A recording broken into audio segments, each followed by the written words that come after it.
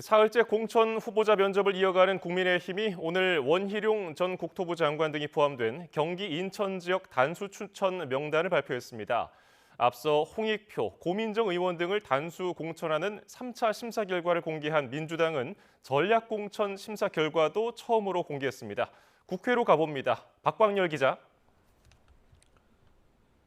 네, 국회입니다. 어제 서울 단수 추천 후보를 발표한 여당이 오늘은 경기 지역 등의 단수 추천 후보를 공개했죠? 네, 그렇습니다. 국민의힘 공천관리위원회는 오늘 오전 경기와 인천, 전북 등 25개 지역 단수 공천 명단을 발표했습니다. 가장 많은 59개 의석이 몰려 총선 최대 승부처로 꼽히는 경기는 1차로 면접을 진행한 36개 지역구 가운데 14개 지역 후보를 확정했습니다. 탈원을 노리는 수원벨트의 단수 공천 여부에 관심이 쏠렸는데요. 박문규 전 산업통상자원부 장관, 이수정 경기대 교수 등 수원벨트 5개 지역구 가운데 3개 지역구가 포함됐습니다. 경기 북부에선 의정부가 공천을 신청한 전희경 전 대통령실 비서관이 용산 참모 출신 가운데 처음으로 단수 후보에 이름을 올렸고, 안철수 의원은 지역구인 성남 분당갑 후보로 확정됐습니다. 13개 의석이 걸린 인천의 단수 공천 지역은 모두 5곳입니다. 현역 배준영, 윤상현 의원은 현 지역구에 단수 공천됐고, 이재명 민주당 대표 지역구인 인천 계양을에 도전장을 던진 원희룡 전 국토교통부 장관도 이 명단에 포함되며 이른바 명룡대전 성사 가능성을 높였습니다. 공관위는 시스템 공천 원칙과 함께 본선 경쟁력을 최우선으로 고려했다고 밝혔는데요. 직접 들어보시죠. 굉장히 훌륭한 분들도 많이 오셨고, 우리 당 지지율이 높은데 후보 여론조사에서 마이너스 나온 부분이 몇 군데 있습니다. 그래서 그 부분에 관해서 굉장히 고민하고 있습니다. 내일과 토요일엔 경북과 대구 등 여당 지지세가 상대적으로 강한 지역의 면접이 진행되는 만큼 이 면접 다음 날 발표될 단수 공천 규모와 명단에 관심이 쏠립니다. 민주당 공천 진행 상황도 보겠습니다. 조금 전에 전략 공천 심사 결과를 발표했죠? 네, 경선 없이 당 차원에서 후보를 결정하는 전략 공천 심사 결과가 처음으로 공개됐는데요.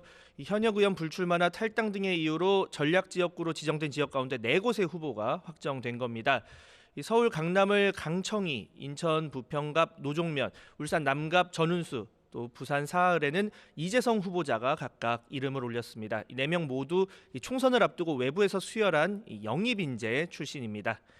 전략 지역구인 서울 중성동갑에 출사표를 던진 임종석 전 대통령 비서실장의 공천 여부에도 관심이 쏠렸는데 오늘 명단에는 포함되지 않았습니다. 계파 갈등 뇌관으로 떠오른 상황에서 파장을 고려해 조금 더 시간을 가지겠다는 의도로 해석되는데요. 직접 들어보시죠. 그 지역에서 소의 적재 인물이다 아니다는 것은 제가 판단하기는 좀 아직은 이른 것 같습니다. 이제 공식적으로 논의 테이블 위에 올라오면은 거기에 심도 있게 논의할 생각입니다. 네, 앞서 오전에는 단수 공천 지역 10곳도 추가 공개됐습니다. 서울에선 서초을의 홍익표 원내대표, 광진을 고민정 최고위원이 단수 후보로 발표됐고, 강원 원주갑에선 현역 송기현 의원이 3선에 도전하게 됐습니다. PK 지역에선 부산 사하갑 최인호, 경남 김해갑 민홍철, 김해을 김정호, 양산을 김두관 의원이 각각 현 지역구 공천장을 받았습니다. 국민의힘이 잇따라 중진을 차출하며 영남권 격전지로 떠오른 낙동강 벨트 후보를 일찌감치 확정하며 치열한 승부를 예고했습니다. 이재명 대표가 연일 인적 쇄신을 강조하는 가운데 개별 통보가 임박한 현역 의원 평가 하위 20% 결과에도 관심이 쏠립니다. 그 내용에 따라 제3지대로의 탈당 등 이탈 가능성이 있는 만큼 긴장감이 높아지고 있습니다. 제3지대 소식도 살펴보겠습니다. 개혁신당은 이르면 이번 주에 공관위를 구성한다는 계획이죠? 네, 어제 무소속 양정숙 의원을 영입하며 현역 의원 5인 체제를 구축한 개혁신당, 선관위 1분기 경상보조금으로 6억 6천만 원 가량을 배분받게 됐습니다. 현역 의원이 4명이었다면 정치자금법에 따라 3천만 원에서 4천만 원 수준의 보조금에 그쳤겠지만 양 의원 합류로 보조금 규모가 큰 폭으로 늘어난 겁니다. 공관위 구성도 속도를 내고 있습니다. 늦어도 19일까지라고 시한을 못 박은 가운데 외부 인사 영입에 초점이 맞춰졌습니다.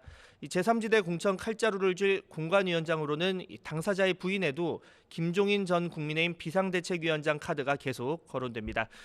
신당 창당을 공식화하며 정치 행보에 본격 돌입한 조국 전 법무부 장관은 오전에 창당준비위원회 출범식을 열었습니다. 인재영입위원장으로 선출된 조 전 장관은 캐스팅보트 역할을 제대로 할 수 있는 원내 제3당이 되겠다고 밝혔습니다. 또 민주당이 주도하는 범야권 비례통합정당 참여 가능성에 대해서는 국민이 연합하려면 그렇게 노력하고 경쟁하라면 그에 따르겠다고 말했습니다. 지금까지 국회에서 YTN 박광렬입니다.